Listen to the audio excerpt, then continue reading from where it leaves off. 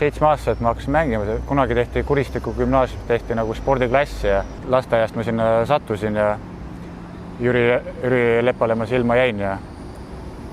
sealt see nagu alguse sai. Ja, et ma olin isegi vasak sisemine ja siis parem sisemine ja joone peal ja mingi turniiri Jüri proovis mind ka sinna äärde, aga eks ta sai aru, et see õige koht on ikka kuskil mujal kui seal väljaku peal. Jäävad mingid asjad väga hästi meelde, et oli jälle me mängisime seal Oski saalis ja enne mängu ma olin seal väravas ja Jüri ütleb mulle, et kuule, päris kurjad, tule ära siit väravast, et mis teed seal, et see ei ole sinu koht, et Edvard läheb väravasse. Ja siis midagi ta seal nägi ja mäng sai läbi ja siis ütleb Marius, et kuule, et kas sul seal kodus mingid pikad dressid on, et võta kaasa, et proovime, äkki tuleb välja. No sealt see hakkas, et 14-aastane olin. Ja ma enne kohta võiks öelda, et ma võib-olla on Eesti käsipallimaastiku treeni maailmameister, et ma olen nagu päris kogu karjääri jooksul, ma kogu aeg olen ikka kõvasti nagu ennast pushinud ja et puhata ma nagu ei oska, et oma limiiti ma nagu eriti nagu ei taju, et kui see mull tuleb, siis ma olen seal mulli sees ja tõmban nii palju, kui torust tuleb, et see on samas tugevus ja nõrkus, et mulle meeldib jõusaal, muidugi ma pean tegema ka varavai spetsiifilisi harjutusi ja need kõik asjad nagu võtavad nagu päris palju aega ja energiat, aga kui trenniks läheb, siis nagu maksimum, alati nii, et lõpus käpp on maas. Aga kui ma nagu vaatan, mida nagu käsipall nagu annab, et see on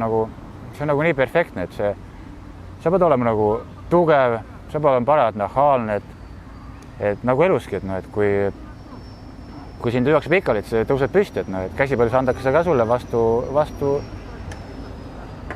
tatti, sa pead üles tõusma,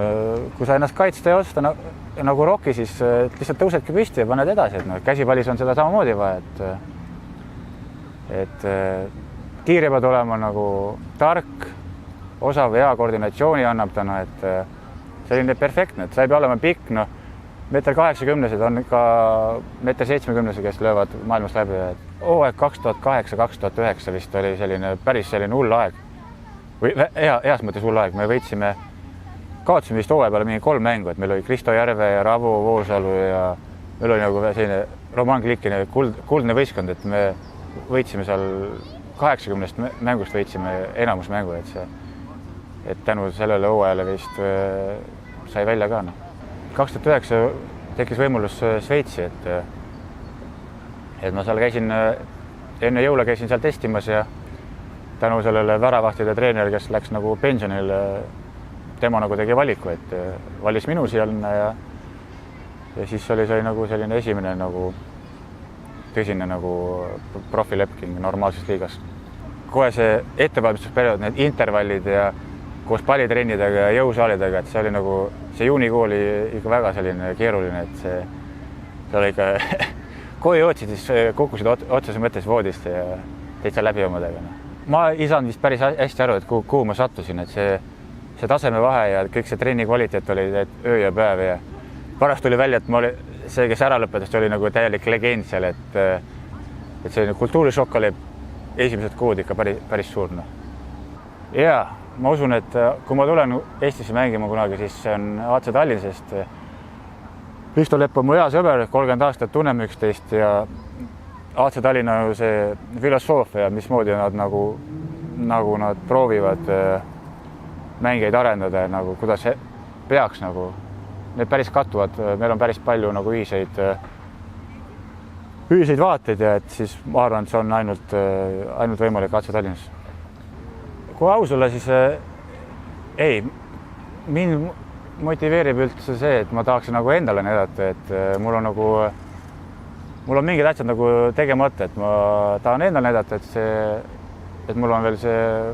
tase olemas, mis mul kunagi oli, et võib-olla isegi on veel, suudan veel juurde panna, et endale tahaks tõestada ja kui tuleb hästi välja, et siis miks mitte ka koondises,